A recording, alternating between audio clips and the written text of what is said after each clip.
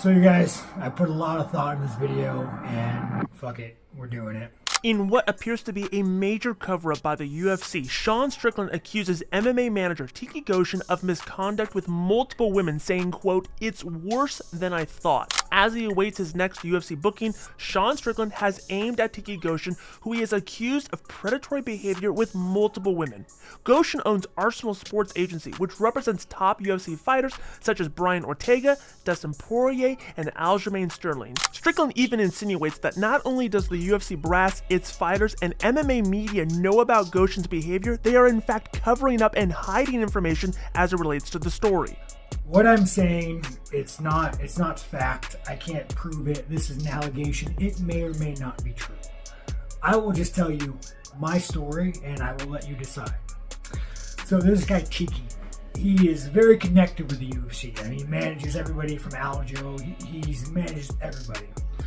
So I was at a gym, and I don't need to go into details, but something really bad happened with a girl and a fighter. And at that point on, I was like, I will never go back to HB Ultimate. I will never go back to this gym. I think you are the worst of the worst. If you can do that, I'm done with you. So fast forward. Someone comes up to me and says, "Hey, Sean, you should really let Tiki manage you. He's a great manager. He's very connected. He'll make you a ton of money." And I say, you know what? I will never be in the same room with this guy, much less let him manage me. I don't care how much money he makes me. And there's a guy that heard the conversation. He says, "You think that's bad? Let me tell you what he did with this guy's daughter, who I know I've known for years." And I'm like, "Oh shit, tell me."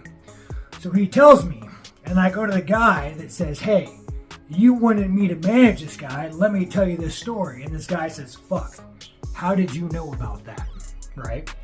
So I go on Twitter and I make a joke about, like I do. I say, "Hey, you know what? This guy's a groomer, potential pedophile. This is what I could. It's not confirmed. It's not slander. It's not defamation. This is just what I heard." So I get a word to the bird, the chain, that this guy is thinking about suing me for defamation.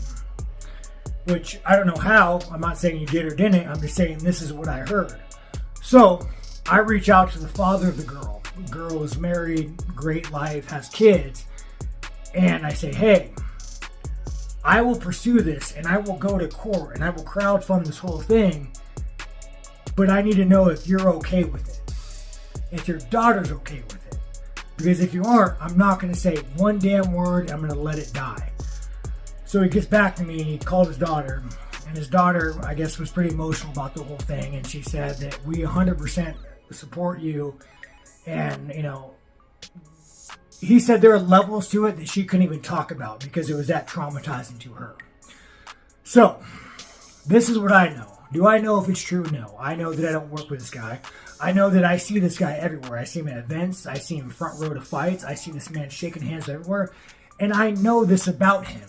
Do I know if it's true? No. But I've heard it from credible sources, from the father. The girl would come forward. She's married, has a great life, and it's very painful for her.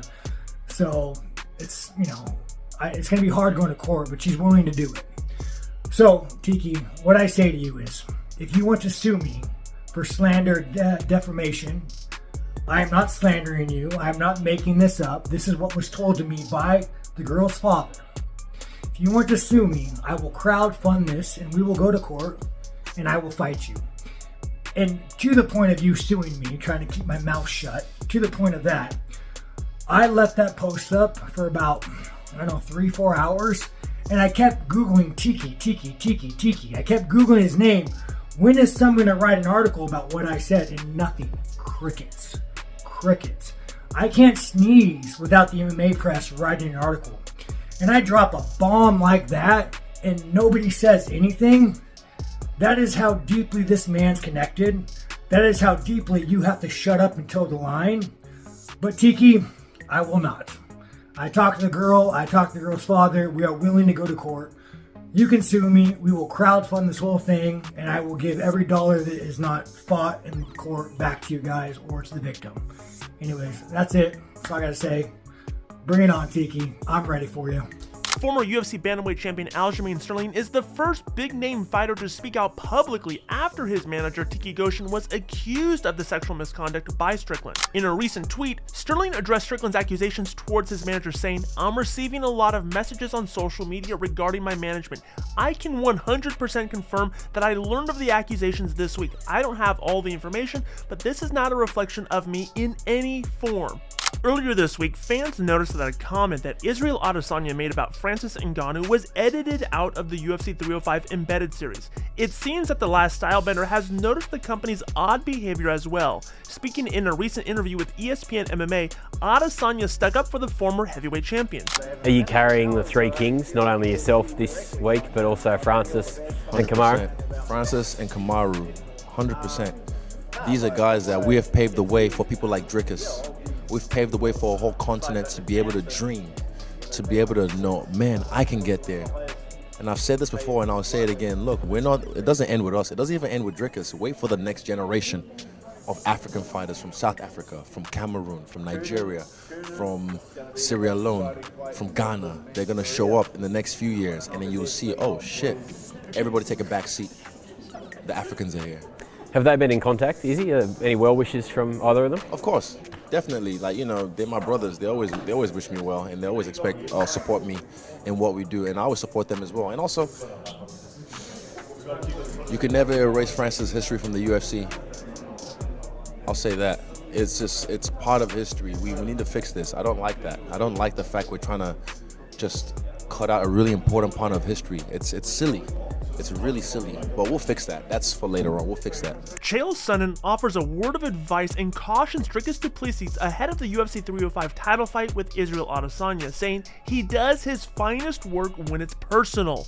If you would have told me, Chael, before all of this, right, when Dricus du Plessis became a guy that started to become valuable in the middleweight division, before all of this stuff that makes it so hot, that makes it so uncomfortable, I can seriously say to you, I wasn't very interested in those two guys fighting. Now, though, chill. I am so interested in these two fighting because there's something there. For me, I love great fighters fighting each other.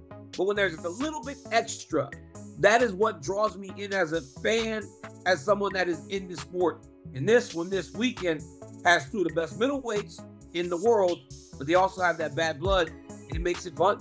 Well, it's wildly important that our viewers understand what these guys are fighting for. Like, it's not to sell a pay-per-view that we discuss this topic. When you know what a guy's motivation is, Israel Adesanya has done his finest work when it's personal. As a matter of fact, the worst performance he's put forward is against Sean Strickland, and the only thing that was missing was personal feud.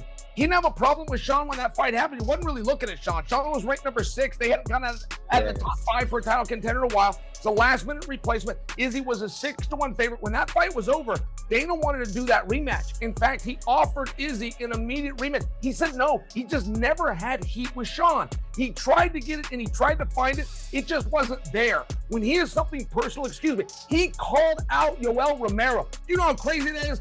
A tall, skinny kickboxer from New Zealand wants to fight an Olympic wrestling medalist from Cuba, but it was personal. He told Dana, he said, hey man, I got into this business because there's guys that I want to fight. Don't hold me back just because I'm champion. I don't care what Yoel's record is. Here's what he did. Here's what he said. I want to fight him, and I'm just sharing with you. That's why this is so important. They didn't just throw a belt out there or a trinket. They didn't just dangle some pay-per-view points in front of these boys. The belt has nothing to do with it on Izzy's side. And I will just contend for you. He does his finest work when it's personal. People tell you don't make it personal, but it is personal. And the guys that can admit it and the guys that can thrive from that go to the top. Adesanya said that. Beating Dricus to me means more than winning the belt back. Look, man. I believe him. When Adesanya went on his run, Chelsea, it was one of the most dominant runs that we have seen in a really long time. So the idea of getting the belt back may not be as exciting to him as it once was when he was trying to become the champion for the first time. But when he was defending this belt, I put a tweet out after he lost to Sean Strickland because I felt like people were unfairly attacking Adesanya. Oh, he lost. He's not that good. When he fought everyone. And this guy headlined so many pay-per-views in such a short period of time that I felt like he looked tired and he looked like he needed time away from the spotlight because he got bigger than anyone who had seen in a long time. 5 title fights, 19 months. He was fighting so frequently that it felt like he needed time. He took time now, Chael, for the first time in his career, or at least since he got to the UFC.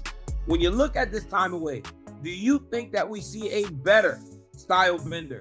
How much does this benefit him to walk away from the game? Because if you talk to most, by walking away, you come back, there's ring rust, there's all this stuff that you don't have, you got to deal with. Is this beneficial for the last style bender to take this time away from the octagon? That's the big question. I mean, that is the biggest thing. The fact that this is personal, the fact that he's driven, the fact that I believe him. I do not believe that this is hype. I don't believe it's about the belt. And I share that with you because history means something.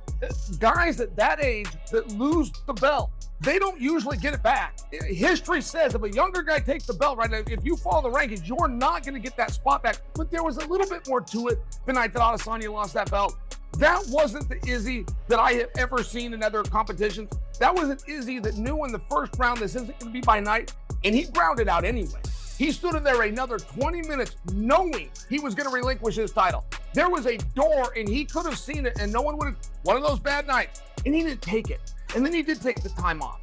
And he got involved with Ngannou. He got involved with Ngannou's boxing career. Izzy's always been a great teammate. Guys like Dan Hooker, guys like Volkanovski, they speak about what a good teammate Adesanya is, that he's around, that he's sharing knowledge, even if his training isn't at intensity. These are big deals. It turns out, by the way, that Dricus du Plessis is a lot better than we knew that he is. It was only two Decembers ago. Dricus was on an undercard against Darren Till. It was the night. It was December 12th. It was the night, for perspective, that Glover was scheduled to rematch Prohaska. The fight ended up not happening, but it was Bo Nickal's UFC debut. And Dricus du Plessis, who I thought was a French Canadian, that's how little I knew about him. At DDP, like GSP, I made this assumption. This is how little we knew about him. His 424 Twitter followers complained on a 5-minute basis. And he didn't say, I can beat, he said, put me in there with Bo. That's my spot. I've been here. I've done this. I don't go to an undercard for a guy in my weight class that's debuting. It was very interesting stuff. Bo ended up coming off the card, and the squeaky wheel got the grease. But he went right from that fight, right from one time on pay-per-view to a #1 contenders fight, which, by the way, he was a 3-1 dog. He was not supposed to beat Robert Whittaker. He not only beat Robert Whittaker, he beat him in every aspect of that fight. He outstruck him, he outgrappled him, he outconditioned him. He's a lot better than we knew that he was. But then there was a face-off. There was a face-off that night with Izzy Adesanya, and du Plessis thought the moment was a little too big. And that's the truth. Whether he tells the story that way or not, he backed down in that face-off. But he backed down with the reservation, which was, I just need a little time. I got a couple of nagging injuries. I just need a little time. I will fight you, but I'm not going to fight you in August. And that's where you saw Sean Strickland step into the spot in the first place. But that part of the story is so important. Like, the boys know who are going to win. The boys come and put on an act, but they both got a pretty good idea of who's actually going to win that fight. In that moment, Dricus, I believe, thought it was Izzy. But now that time has gone by, now that his confidence is boosted, now that he has trained and prepared for him, now that he has seen Izzy get beat, I do think it's a different Dricus, and I do think Izzy, while being the favorite, and rightfully so, I think he's got a big problem on his hands come Saturday night. Now let's take a look at the top 3 comments left on yesterday's video. This person says, Conor lost me as a fan when he said he can beat up Jesus. What a foolish comment to make, mocking the living God and the creator of all things, seen and unseen. At David McGinnis says, Dana, this should not be your decision. It's what the fans want. You wouldn't have the UFC without us, respectfully. And Jason Erickson says, Shab is so annoying, God. Also, I'd like to point out this little icon. This says that Jason is a subscriber. Now, I think you should be like Jason, and if you're not subscribed, you should subscribe. If you want your comments highlighted on tomorrow's video, simply comment down below. We'll highlight the top best comments, good, bad, or indifferent, and feature them in tomorrow's video. And that does it for today's video, but make sure you're liking this video, subscribing to this channel, and clicking the bell notification so you can get notified every time we drop a new video. And in case you missed it, check out yesterday's news.